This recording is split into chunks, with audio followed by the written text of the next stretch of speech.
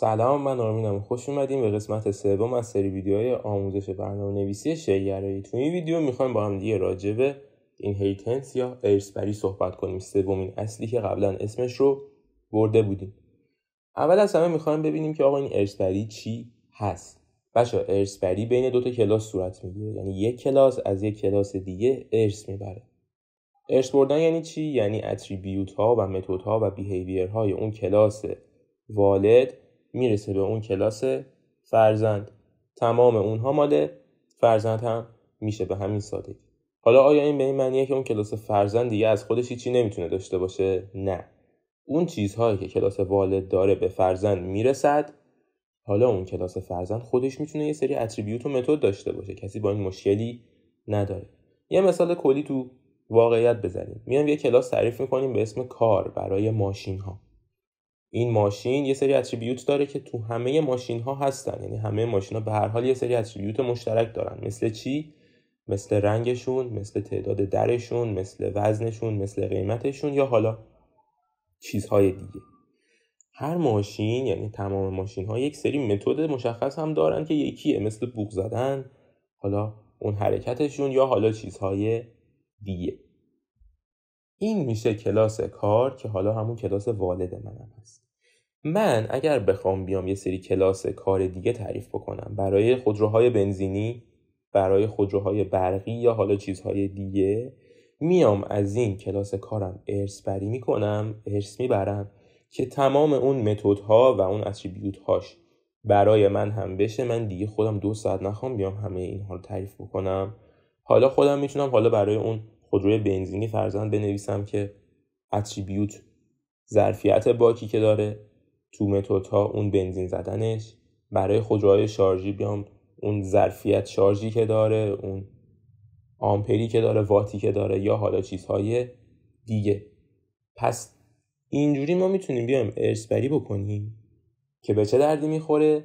دیگه مشخص باشه که آقا اینها بین همه اینا مشترکه و داریم از کلاس کار ارث‌بری میکنیم و چیزهای دیگه. بریم سراغ کد، ببینیم تو کد چیکار باید بکنیم. خب ما اومدیم یه کلاس امپلوی تعریف کردیم که حالا یه سری ویژگی داشت، یه سری متد داشت و غیره. میخوایم بیام یه کلاس تعریف بکنیم که بیاد از امپلوی من ارث‌بری بکنه.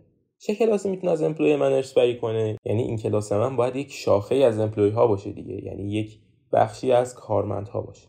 فرضاً ما میذاریم دیولپر، مینویسیم کلاس اسپرو، مینویسیم دیولپر و برای ارث‌بری کردن اول اینو میذاریم که این کلاسمون تعریف شد.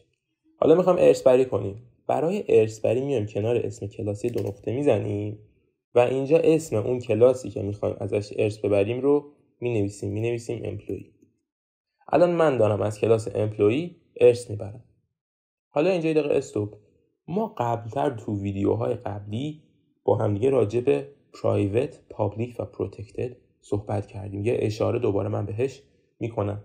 پرایوت میگه چی؟ میگه زمانی که شما تو کلاس یه چیزو میای پرایوت تعریف میکنی، اون چیز فقط و فقط مال کلاس خودته.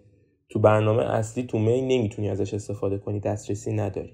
اگه یه کلاس ازت ارث ببره دسترسی نداره. این میشه پرایوت.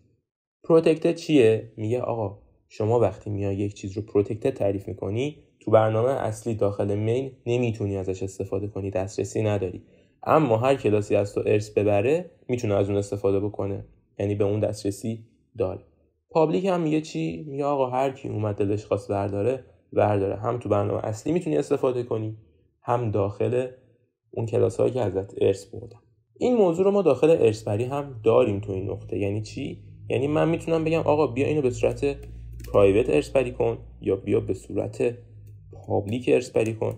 این به این معنی نیست که اگه من اومدم پرایوت ارث‌بری کردم پرایوت های کلاس والد مال من بشن. نه، یعنی از کلاس والد به صورت پرایوت ارث‌بری کن.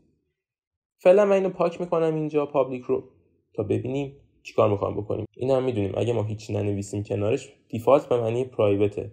داخل کلاسامون هم داشتیم اگه پابلیک رو نمینوشتیم خودش پرایوت برداشت میکنه. پس الان منظورمون پرایوت دیگه. خب این کلاس دیولپر من اومده از امپلوی من ارث‌بری کرده، یعنی اون اسم و کمپانی و ایج و اینها همش مال این هست دیگه، نیازی نیست من بنویسمش. حالا میخوام یه اتریبیوت خودم اضافه کنم. اینجا مینویسم پابلیک مینویسم استرینگ، حالا اون آیدی که مثلا باش کد نویسی میکنه مینویسم آیدی. به همین ساده. فعلا همین بسته. بیایم تو مین یه دونه دیولپر تعریف بکنیم. مینویسم دیولپر و اسمش رو میذارم a سیمیکالون. من اگه اینو بیام ران بکنم چی میشه؟ بهم ارور میده. چرا داره ارور میده؟ داره میگه آقا جان شما مگه از امپلوی ارث‌بری نکردی؟ ما میگیم چرا؟ میگه خب این امپلوی شما یه کانستراکتور مگه نداره؟ ما میگیم چرا داره. میگه خب کانستراکتور تو کو الان تو این دیولپر؟ تو اومدی از یه کلاسی ارث‌بری کردی که کانستراکتور داره، اما خودت اینجا کانستراکتور نذاشتی براش. چیکار پس باید بکنیم؟ پس باید بیام یه دونه کانستراکتور برای دیولپرمون تعریف بکنیم. کانستراکتور چی بود؟ مقدار دیتا اولیه میکرد. یه متد بود به اسم خود کلاسمون که خروجی نداشت، برای مقدار دیتا کردن. به صورت پابلیک هم تعریفش میکردیم دیگه. پس من اینجا میام مینویسم دیولپر، پرانتز رو باز میکنم. چه مقادیری رو باید بهش پاس بدم؟ باید اسم و کمپانی و سن رو بهش پاس بدم. درسته من ارث‌بری کردم، ولی خب تو دیولپرم تعریف میشه دیگه. قرار نیست تو امپلوی تعریف بشه که. یعنی وقتی من میخوام بیام یه دیولپر تعریف بکنم، اسم و کمپانی و سنم رو به کلاس دیولپر میدم، به کلاس امپلوی که نمیدم. یه دونه هم استرینگ آیدی داریم دیگه. پس اینجا یه دونه استرینگ آیدی هم من اضافه میکنم. خب این میشه فرم کلی اون کانستراکتوری که من دارم. حالا یه نکته‌ای، ما این رو میدونیم که این امپلوی من یه کانستراکتور داره که اسم و کمپانی و ایج رو خودش مقدار دهی میکنه برام. پس من میام ازش استفاده میکنم. میام میگم آقای امپلوی شما بیا این اسم و کمپانی و ایج رو خودت برای ما مقدار دهی کن. مینویسم 2 نقطه امپلوی نیم کمپانی و ایج، اینا رو خودت بیا برای من مقدار دهی بکن دیگه. من نخوام بیام خودم دستی این کارو بکنم.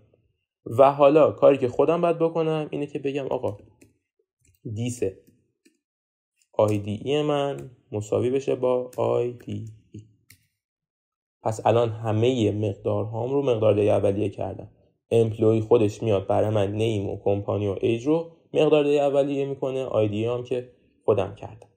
حالا من اگر بیام اینجا در کنار این ایم بیام بگم چی؟ بیام بگم آقا آرمین در کمپانی فلان به سن 20 و با آیدی QQ اگه میخواد کد نویسی بکنه، اینو ران بکنم میبینم که دیگه به هم اروری نداد، اومد این کار برام انجام داد.